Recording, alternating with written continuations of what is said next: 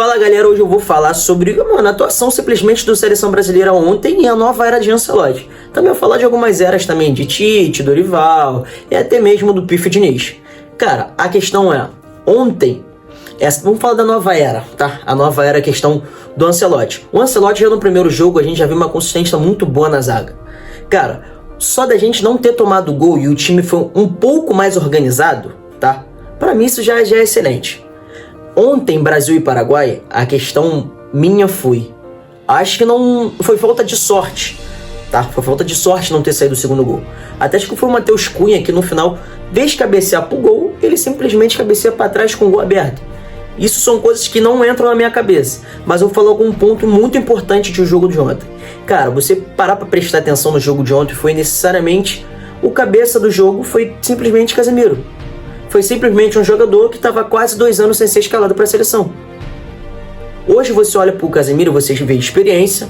O Casemiro já é um jogador mais de idade mais avançada, mas mesmo assim, muito experiente. Uma bagagem excelentíssima, tá? Ele não deve provar nada a ninguém. Simplesmente Casemiro tem uma ótima bagagem. Hoje joga no Manchester United. Cara, mas o Manchester United tem uma situação muito difícil. Que todo jogador bom que entra no Manchester United parece que consegue, irmão, acabar com simplesmente todo o futebol que o cara tem. O Manchester United tem uma energia tão ruim que eu não consigo entender, irmão. Mas enfim, ontem ele conseguiu organizar a zaga, conseguiu organizar o meio de campo e conseguiu organizar o ataque. Simplesmente o cara deu respeito, tá? Respeito de um jogador veterano. E é isso que o Brasil tá precisando. E outra, o cara tá mal, tudo bem, não tá jogando tão bem no Manchester United, mas na seleção brasileira ele nunca deixou a desejar. E simplesmente o problema todo é esse, que a gente não vê, a gente não consegue entender porque quase 2 anos um jogador como o Casemiro não foi escalado. Simplesmente é inacreditável, cara. É inacreditável. Agora falando um pouquinho sobre o Carlo Ancelotti, cara, é muito difícil você já encontrar um jogador que tenha ganhado tudo e um treinador que tenha ganhado tudo. Agora, o cara que ganhou tudo sendo treinador e jogador, irmão, isso é pra poucos. Aí eu não vou falar nem dos outros times que ele chegou a treinar ou outra coisa não. Vamos falar sobre Real Madrid. O cara simplesmente tem 5 Champions, tá? O cara tem simplesmente 5 Champions com o Real Madrid, se tornando o treinador com mais Champions no mundo. Cara, Carlo Ancelotti é um treinador experiente e, cara, ele consegue conversar, consegue tirar o melhor, tá, do seu jogador. Não vamos longe. Vinícius Júnior, que simplesmente chegou no Real Madrid B. Foi tomando seu espaço e hoje tomou a proporção que é. Só que o Vinícius Júnior deixa a desejar na seleção brasileira porque ele não entrega na seleção o que ele entrega no Real Madrid. Cara, ele tá tudo bem sobre isso. O jogador tem suas fases. Mas eu acho que como o Carlo Ancelotti conhece o Rodrigo, conhece o Rafinha, por mais que joga no Barcelona, ele conhece o Rafinha também. Rodrigo, Vinícius Júnior, o Endrick. Eu acho e eu tenho certeza que ele vai tirar o melhor desses jogadores. E cara, ele trouxe o Casemiro, que eu já falei antes. Cara, ele trouxe o Alessandro, que é zagueiro. Irmão, praticamente quase ninguém sabia onde esse cara veio e tá amassando na seleção. E cara, a gente já vê uma mudança de comportamento dos jogadores que a gente não vê no Tite, que a gente não viu no Diniz, que a gente muito menos viu no Dorival.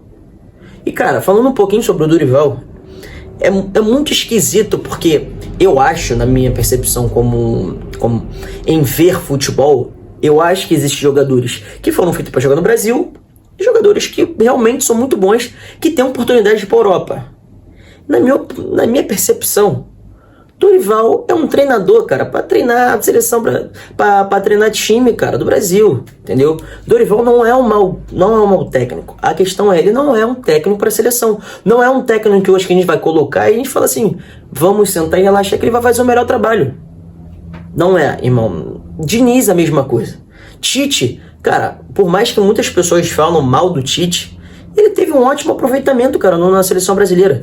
Ele teve praticamente 80%, quase, eu acho, de aproveitamento da seleção brasileira. Cara, a era Dorival e do Diniz, os dois juntos tomaram quase o triplo de gols que o Tite tomou. Acho que O Tite teve 6 derrotas, eu acho, apenas, de 81 jogos, pra vocês terem noção.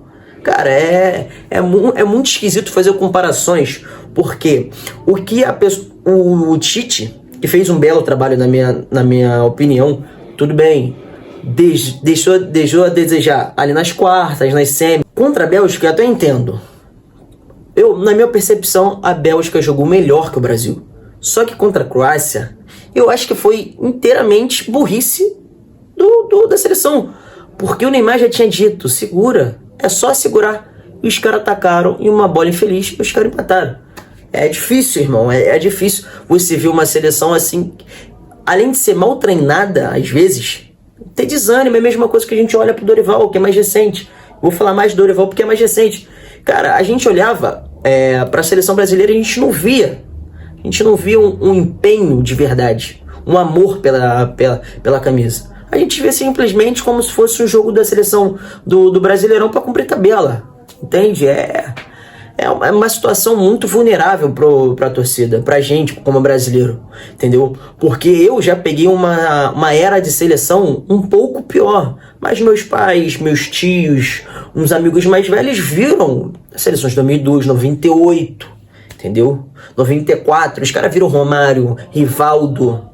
Porra, é muito esquisito você olhar hoje para a seleção brasileira e você vê que o banco tem Richarlison.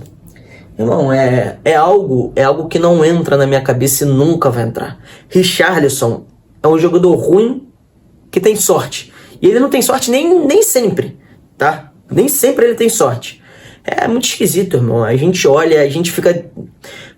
Hoje, eu falo por mim, eu não tenho mais aquela vontade de olhar para a seleção brasileira e falar, pô, hoje eu vou ver o jogo. Não tem, infelizmente. Nós chegamos num patamar que é muito chato. A gente não tem mais amor de sentar em família e falar assim, pô, hoje vamos ver o jogo da seleção, que a gente vai ver uma magia ou algo do tipo. Não tem. Um outro erro que eu achei, só que eu entendo não levar Neymar.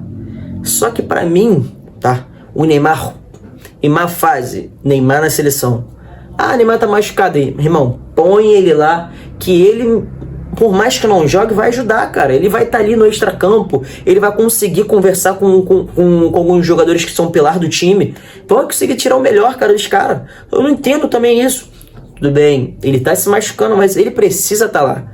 Entendeu? Porque o Neymar, além de ser um ótimo jogador que ele não precisa provar isso pra ninguém, vitorioso, tá?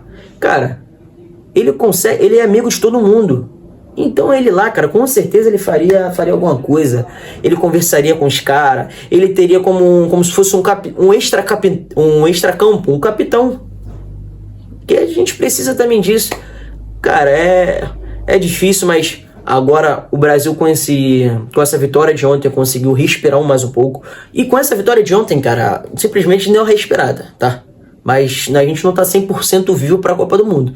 Só que eu acho, cara, esse segundo jogo já provou uma diferença muito grande com o Carlo Ancelotti. E sem contar que, se ele fez isso no segundo jogo ainda, eu espero e acho e tenho quase certeza que ele fará muito mais nos próximos jogos.